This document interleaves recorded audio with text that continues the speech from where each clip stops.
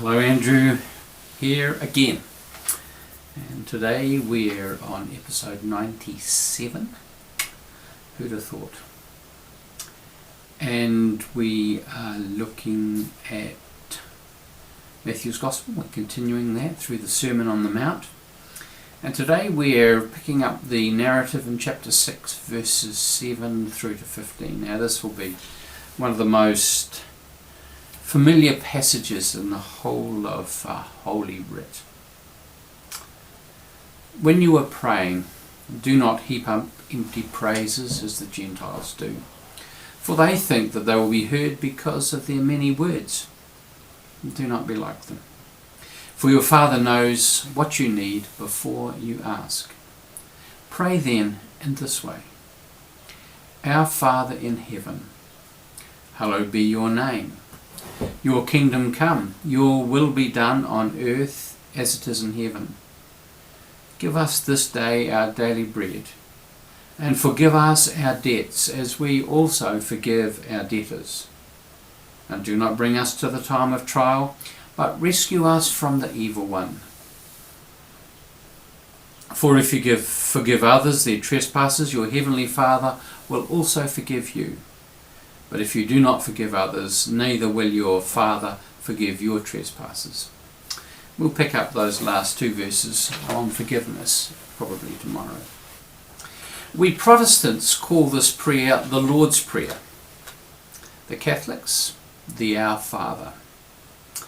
The Lord's Prayer conveys a sense of distance, of a master-servant relationship. It can be a warm and generous one, but it still establishes this sense of distance. I like the Our Father. It affirms the relationship as one of intimacy and dependence, and that is in fact what is expressed in the prayer. There's a sense of surrender in this prayer. If you read it through that lens, you'll see what I'm talking about.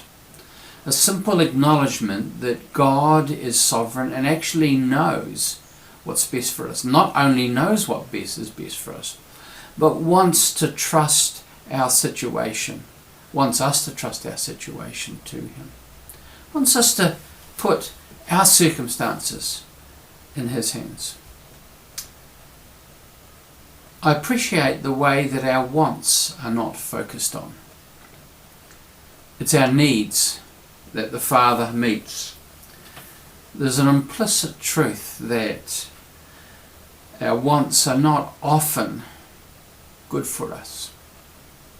In Young's literal translation, verse 11 reads, Our appointed bread give us today. Our appointed bread give us today. The implication is that any more than that may be less than useful. And it really challenges me about my eating habits as one who struggles with their weight. There's a graced acceptance here that in surrender to God's purposes, we will have all that we need. There's also the sense that God is always present. Even the use of the title, Our Father, would not be used of an absent parent. Not here anyway. Dallas Willard points out that the in heaven can mean close at hand. The heavens are everything above the earth. It starts at ground level, from the ground level up. I really like that. Our Father who is close at hand. Not our Father which art in heaven. We have this sense of this one who is a long way off. But if this one is truly our Father, this one has to be close at hand. Not a distant parent, but one who is nearby, is always present and available. And this implies a relationship of closeness and of intimacy. One of the tragedies is that so many of us, our relationships with our fathers have been fraught, anything but nurturing and intimate. In working with men over the years, I'd estimate that 80% up to 80% have had fractious relationships with their fathers.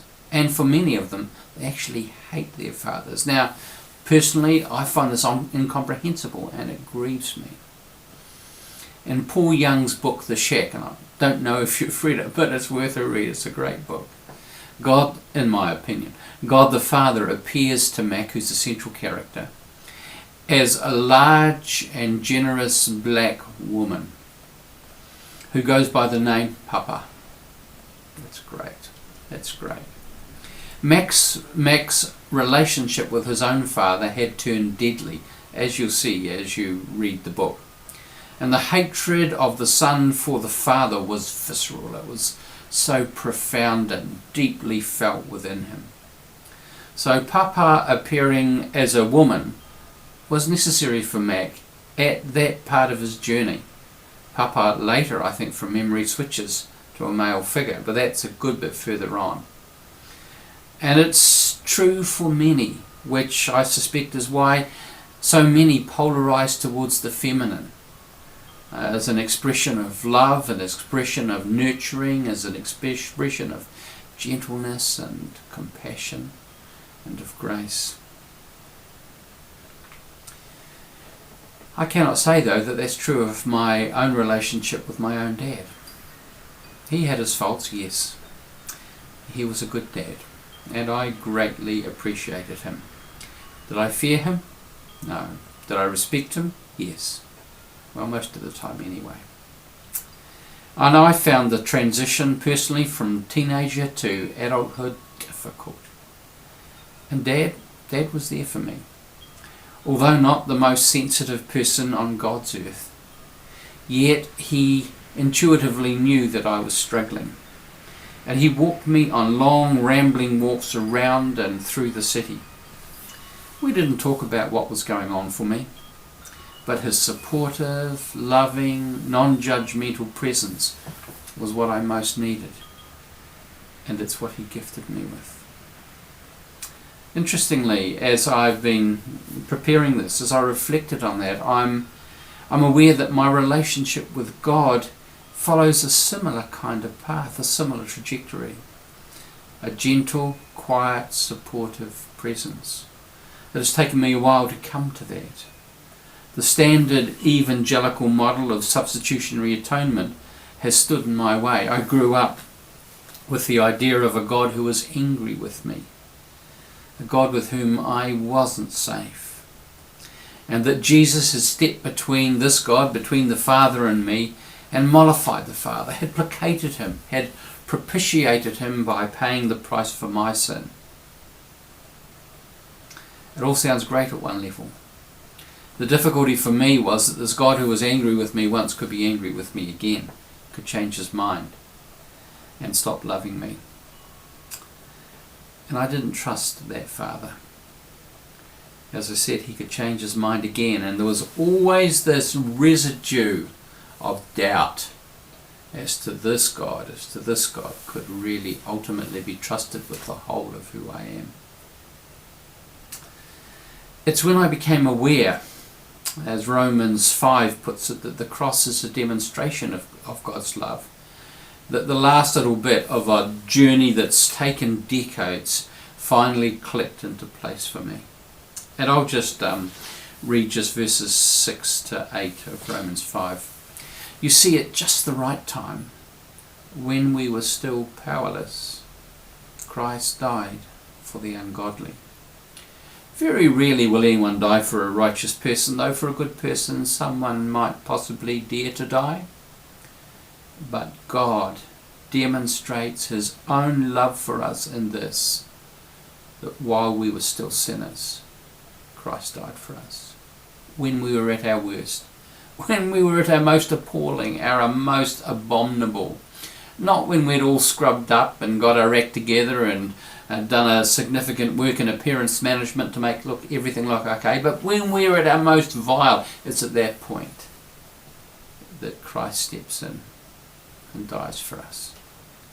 This was God's initiative. This is a demonstration of love, a demonstration of the lengths that God is prepared to go to show us how much we are loved.